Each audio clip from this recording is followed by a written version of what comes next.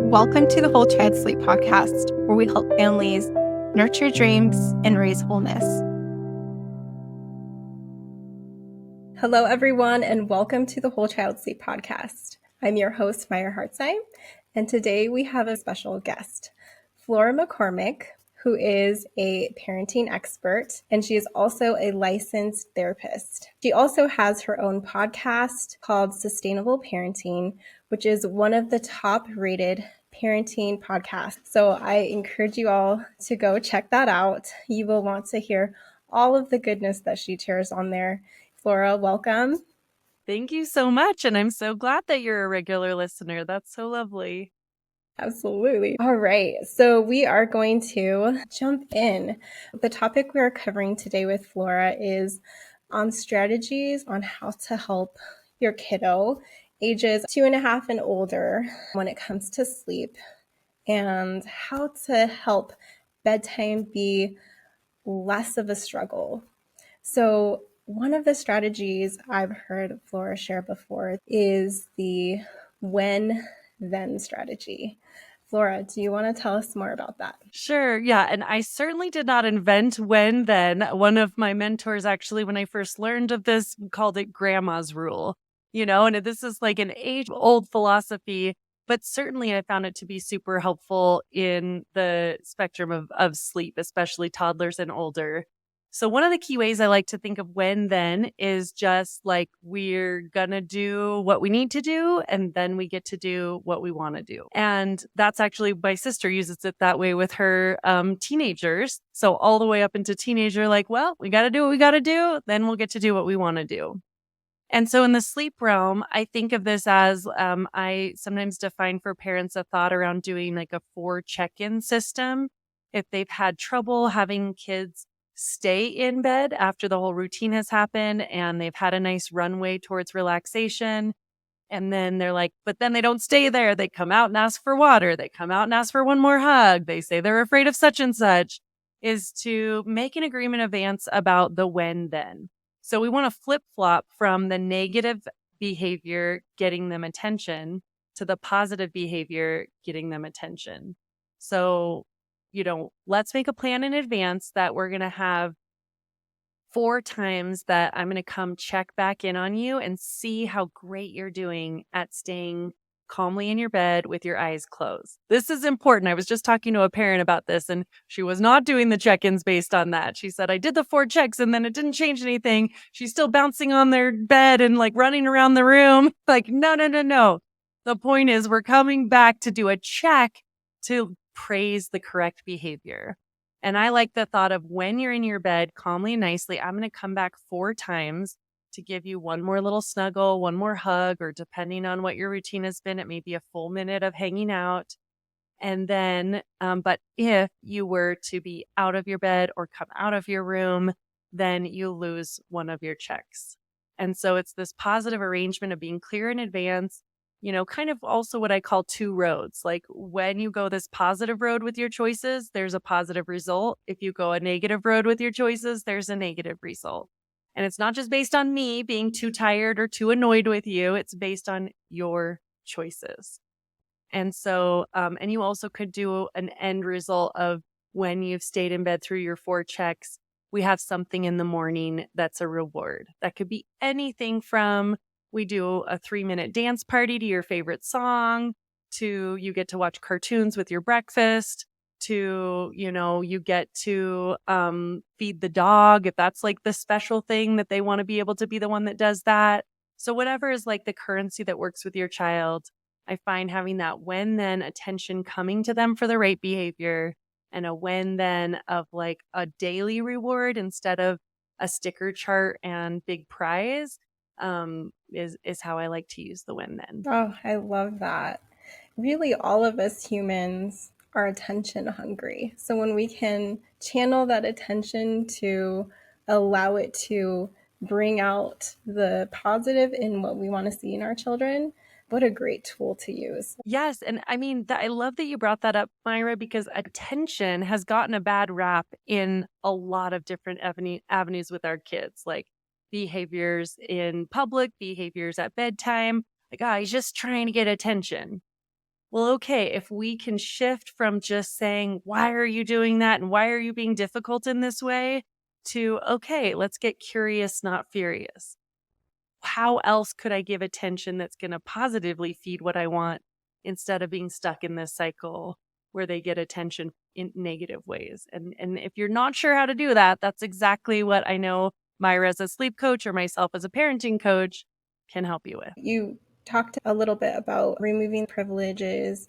So the next one I want to dive into is the importance of follow through. And that's something I feel like we all struggle with at some point or another. And I'd love to hear how you can help parents reframe their thinking on that to help that follow through come more easily and less guiltful, if you will. Yes, my goodness. So, the first thing that I want to point out is that I am never going to give advice that's unrealistic. Like, I get it. You're working full time or you're a full time parent.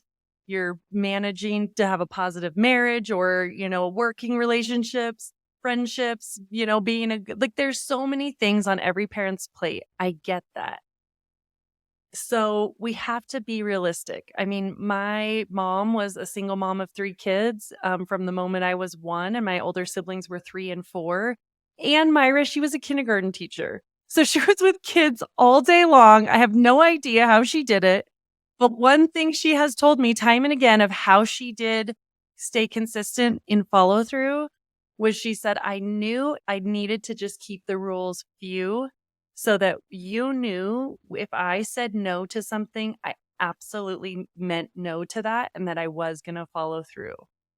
And I recently was just reading this wonderful book about anxiety and helping kids with anxiety. And it said the same thing, that it would be better if you just chose one section of your child's anxiety struggles to be consistent on how you're going to shift your accommodations for them and really stick to that, rather than try to attack every single area where a problem's coming up and like not following through consistently. So the first thing I would say is like be at the very, very basics. So try to make your expectations be ones that you can follow through with. If your reward in the morning is going to be that you're going to make waffles and like a special strawberry compote from scratch or something, like, I don't know about you, but I'm not going to be able to follow through on that. Even prizes, if you do like that's all going to build up into, some people will be like, well, how about if weekly they get to go to Target? Well, is that really sustainable for you? Is that something you can follow through with? And so I like to think of have your when thens be, bite size. And again, so the 4 check-in system, if they're not staying in bed, it's just really concrete right there. Oh, bummer. Now you've lost one of the check-ins. I'm only coming back 3 more times instead of 4 more times. Let's try again. Let's get in our bed. Let's have our calm body so that we don't lose another one and be down to only 2. I know you can do this. So to me, that's something I can follow through on. Also, in terms of follow through, it's just so important to think for ourselves about the impact it has to our kids if we're not consistent, because it turns the consequence more into us instead of the rule. So if the rule is that when you've gotten out of bed, then you lose a check-in, then the rule is the third party bad guy. If I only follow through, like when I have the energy and then days I'm tired, I'm like, oh my God, I'm so tired of this. And I choose to yell instead of following through on the check-in system. Then the child starts to learn that the rule is just based on me and my attitude, which they can interpret meaning I'm sick of them, I'm tired of them, or any sort of like negative characteristic like that.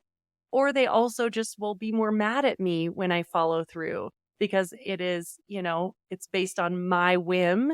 The more consistent you are, the less battles you'll have. So this is one of those counterintuitive cycles. We can think, I don't have the energy to be consistent. But every parent listening to this, I want to tell you, you actually don't have the energy to not be consistent.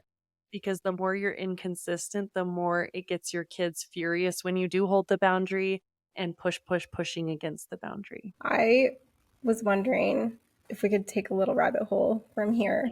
You mentioned how when you're not consistent or when you're the bad guy because you face the consequence on how you're feeling, that would impact attachment, right?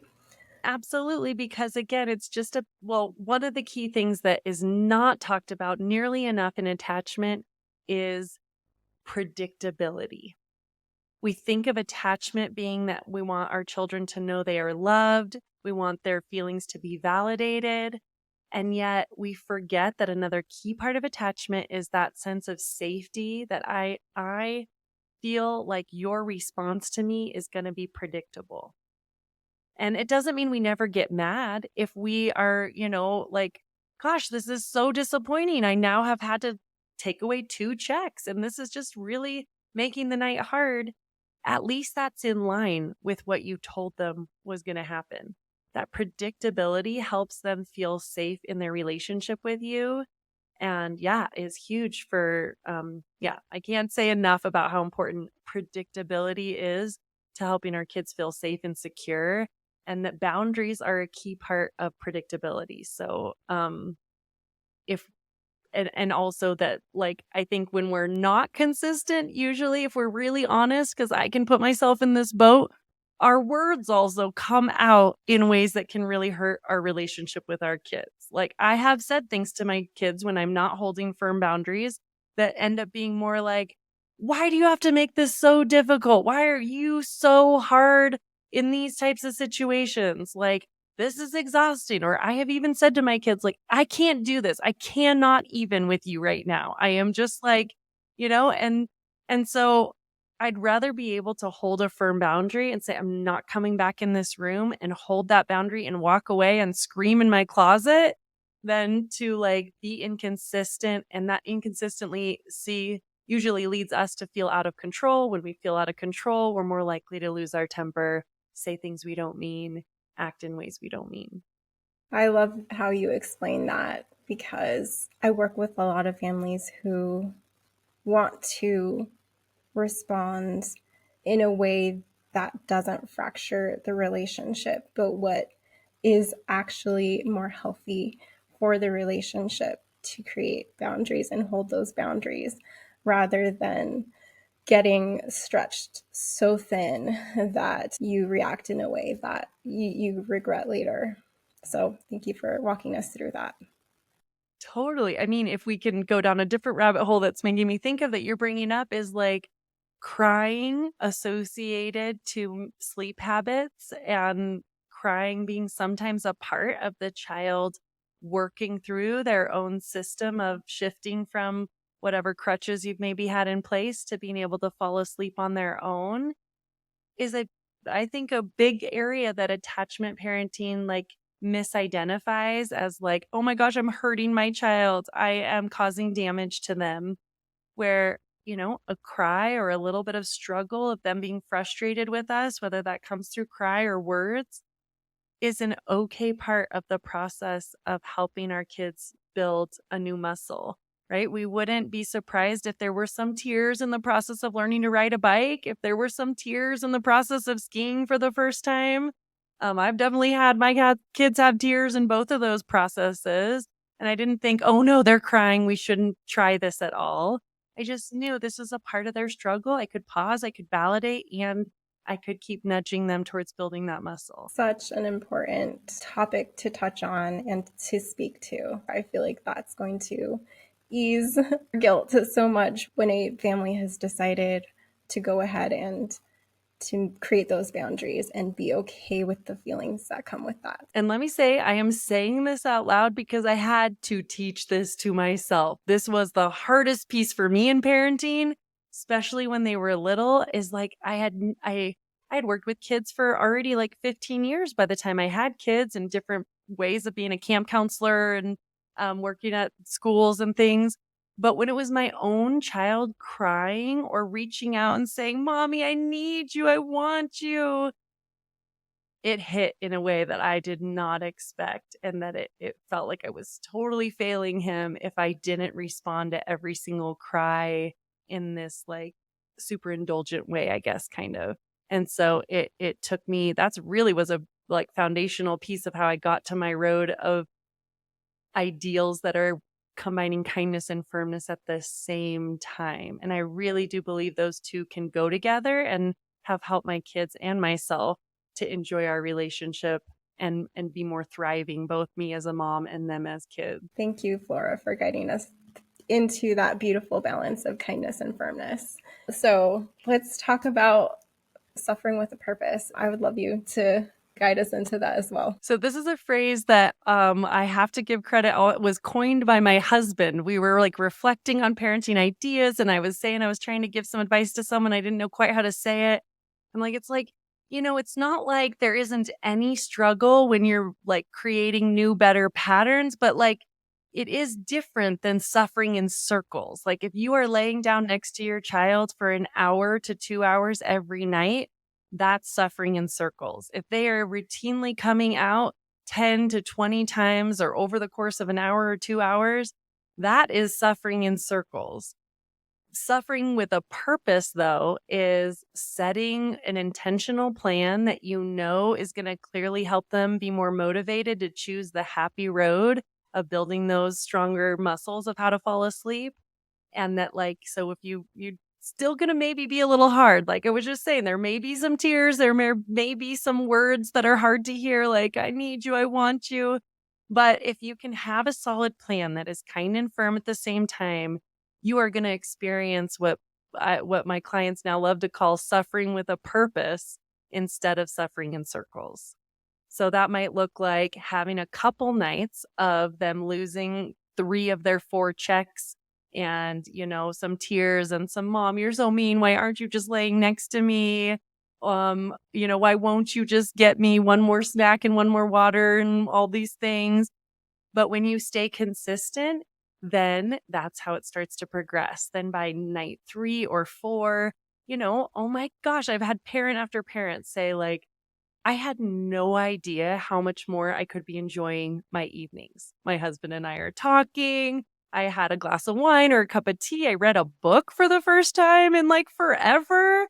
Like, or, sometimes they're like, okay, our first night, we actually had no idea what to do with ourselves because we were so out of practice and so used to just laying there until we practically fell asleep or then like woke up at 1 a.m. and stumbled ourselves to bed. But like the beauty of if you can, work with someone that helps the plan that's going to help you suffer with a purpose and get out of these holes that you're in so you don't have to keep suffering in circles. Like, oh, it's like this clouds part. And you're just like, I had no idea how much nicer this could be. Oh, I love that. Suffering with a purpose.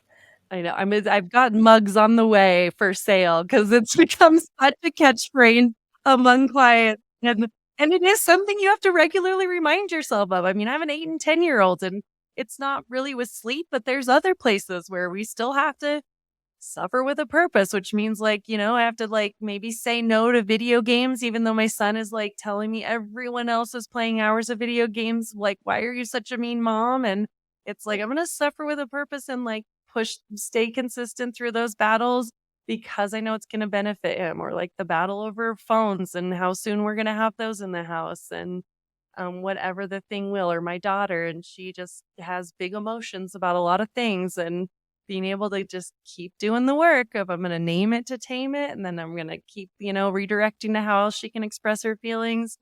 Those things take effort, but they grow, they benefit, the benefit builds on itself. So, I'm a big proponent for suffering with a purpose. That brings to mind my daughter. For some reason, she just has this habit of leaving, like she eats some cereal and she leaves everything out. And we've been reminding her for, I kid you not, probably a year. And it happens almost, she's maybe remembered 3 times to put it away.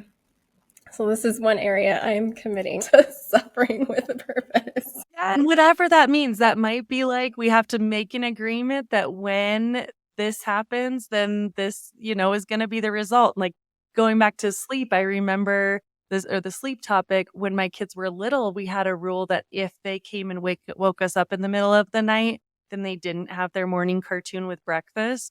And that was like often more of a consequence for me because like they're so little and it's like 5:30 or 6. I like loved that little half hour to drink my coffee and like become a human first, take my little warm up to the day.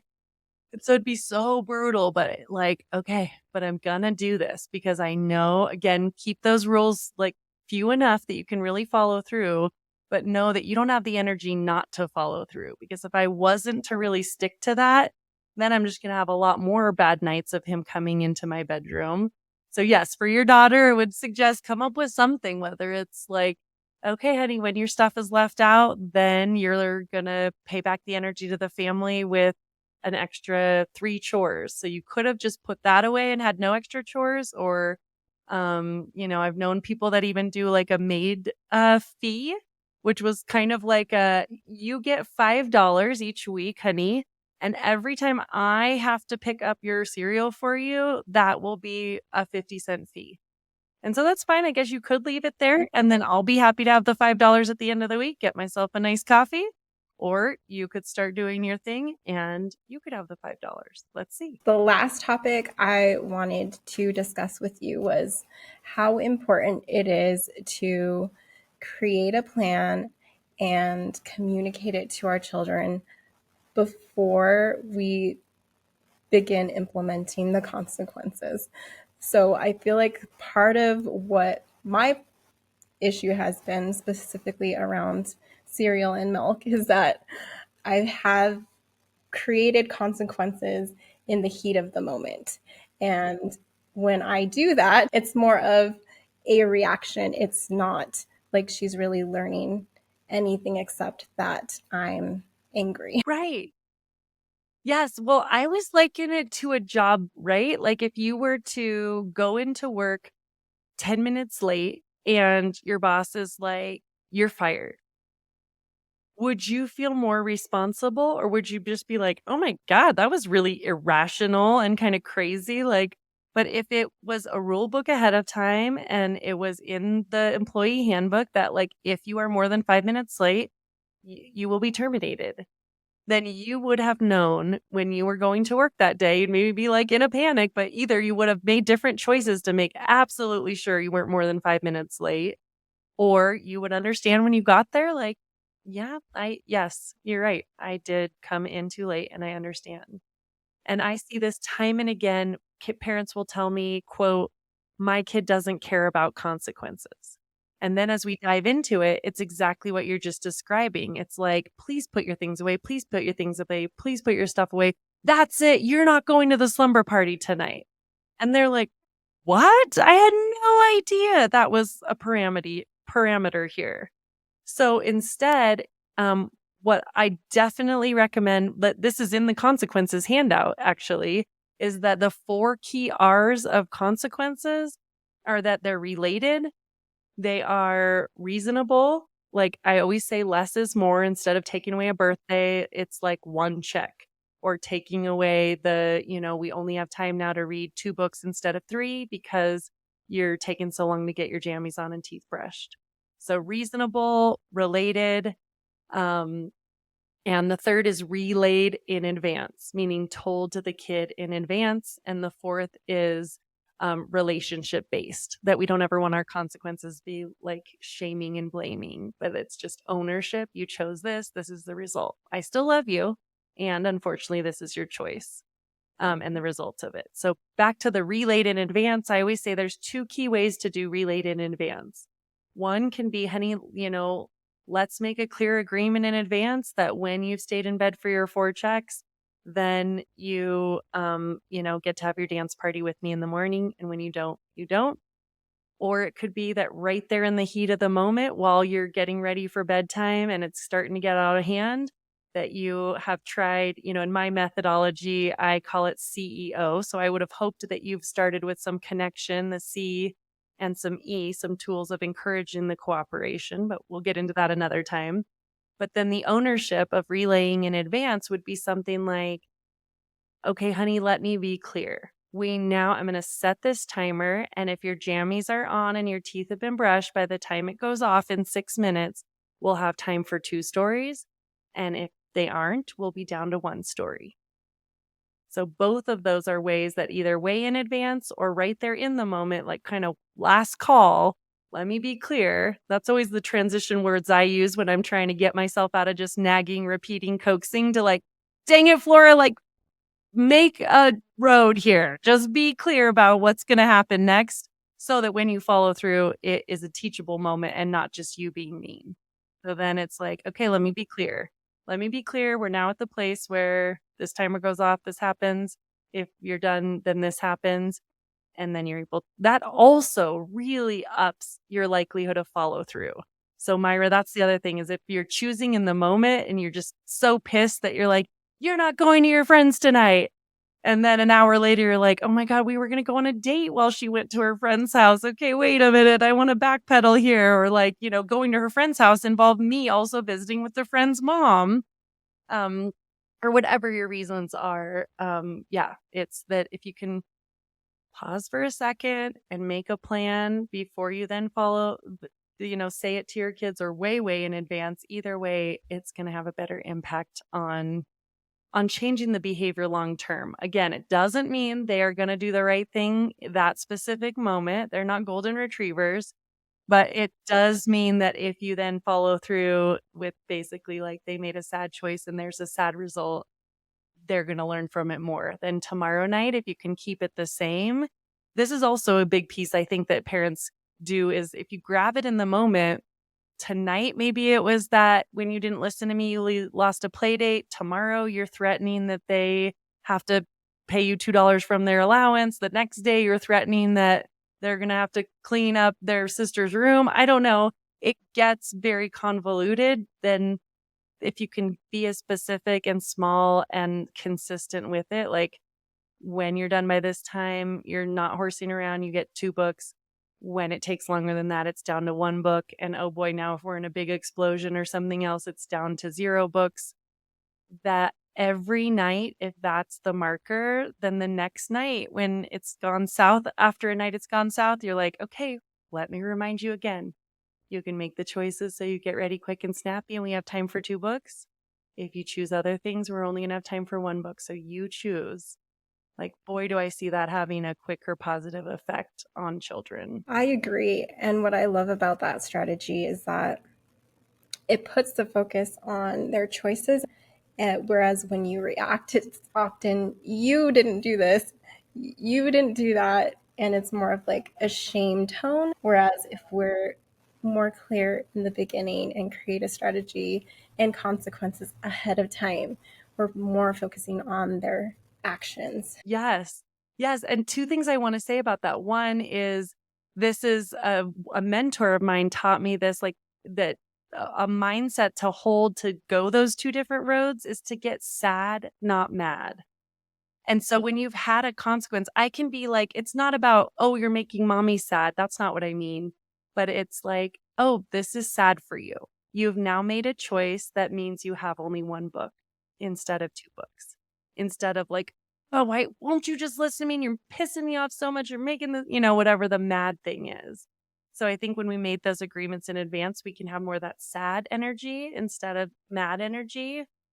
And then the second thing is if you'd love to make sure this is your vocabulary more and more about choices instead of, criticizing their character, is a book series called What Should Danny Do? There's also a What Should Darla Do?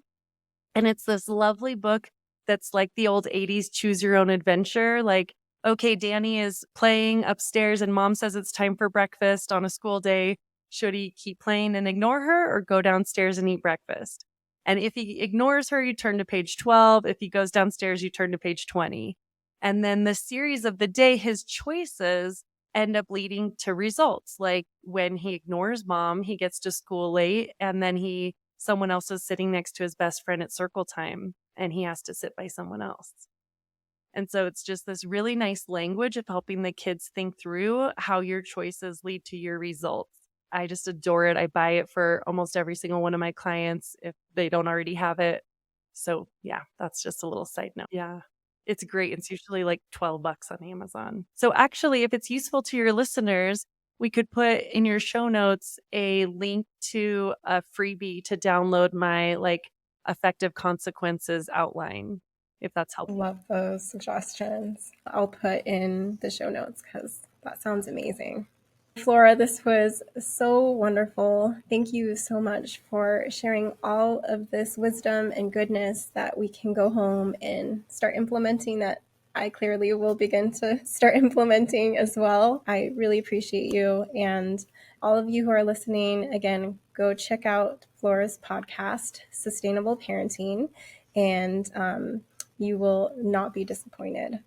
Thank you so much, Myra. I really am so pleased to be here and love this conversation. And thank you so much. Thank you, everyone. Have a wonderful day. Thank you for listening to the Whole Child Sleep podcast. For references to articles discussed in this podcast or for evidence on the topics that we've discussed on this podcast, please look in the description below, or you can find the articles linked in our blog at curesleep.us. I want to give you an idea of what you can expect in terms of structure of this podcast moving forward. You can expect one podcast a week, and we will cover a topic for 2 weeks. The first week, you can expect the podcast to be more educational and informational. The following week will be more of a Q&A covering the same topic. If you have a question that you would like us to answer during the Q&A podcast, please send them in at 406-551-4083. And if you've found this podcast to be helpful, we ask that you share it. We would love to reach more tired